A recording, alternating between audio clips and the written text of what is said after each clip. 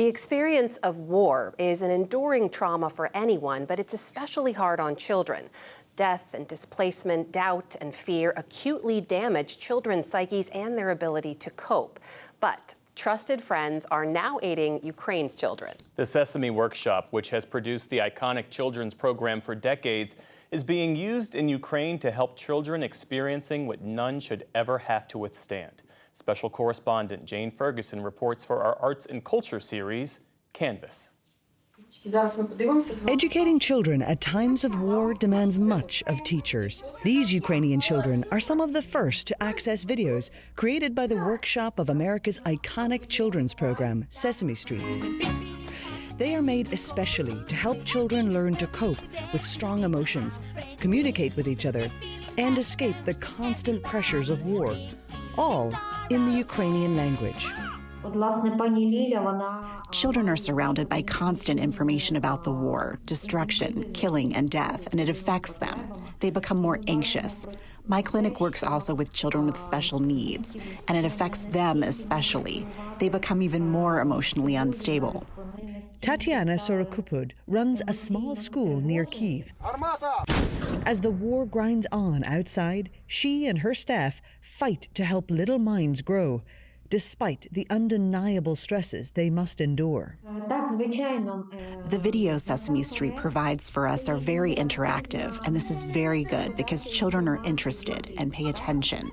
These cartoons and other exercises evoke emotions from them, and it keeps them distracted from the horrors of war. Because children have become more anxious and vulnerable due to the war, their attention span is limited. It's around 10 minutes.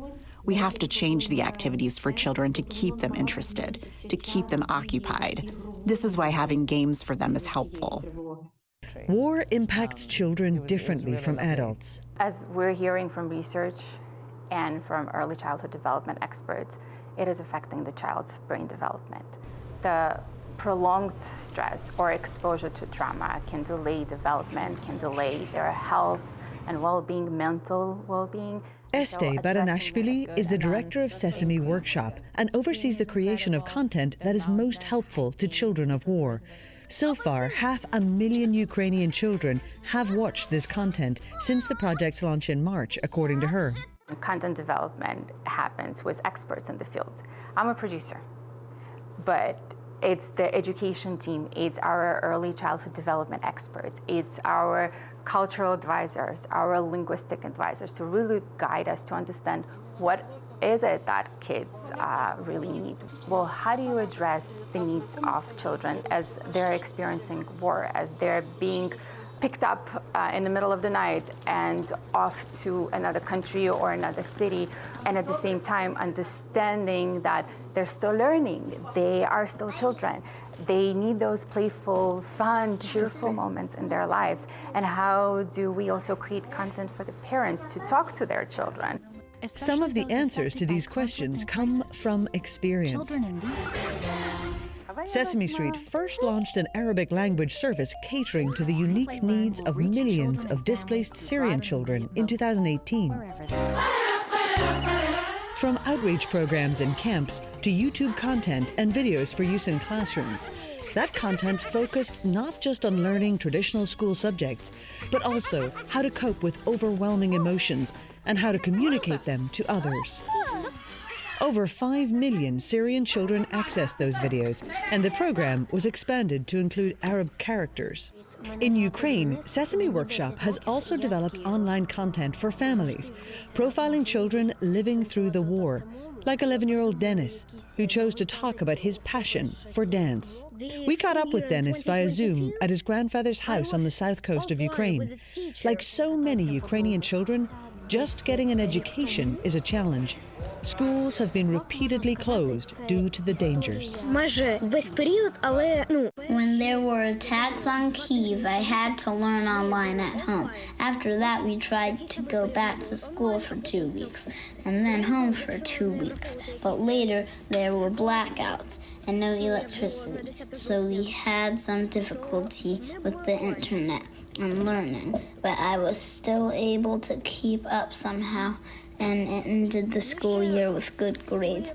There was an air raid alert during our graduation ceremony, and we all had to run into the shelter. For children like Dennis, learning online has been crucial.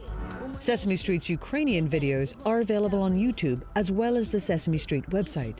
Almost all subjects, you can find videos about them. You can find on YouTube, watch them, and learn something.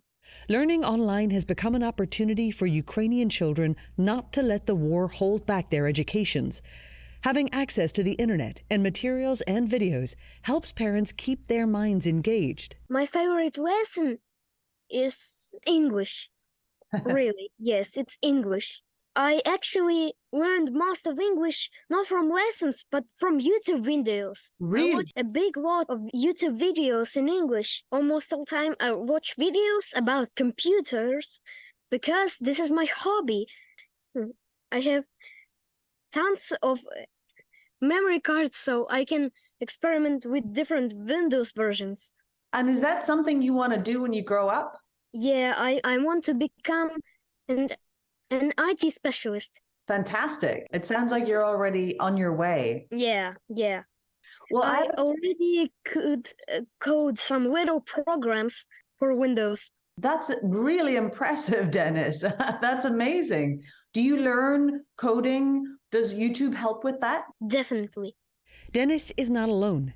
Many children and families feel the same, according to studies by Sesame Workshop's teams of experts. So everything we do is based on research. In the very early months, we had looked at the landscape. Where are Ukrainians getting most of their content? What are they comfortable showing their children? Which platforms that is? And what we found was that predominantly Ukrainians in Ukraine and outside were using YouTube content. Another family-focused video shared by Sesame Workshops captures the life of a little boy called Platon.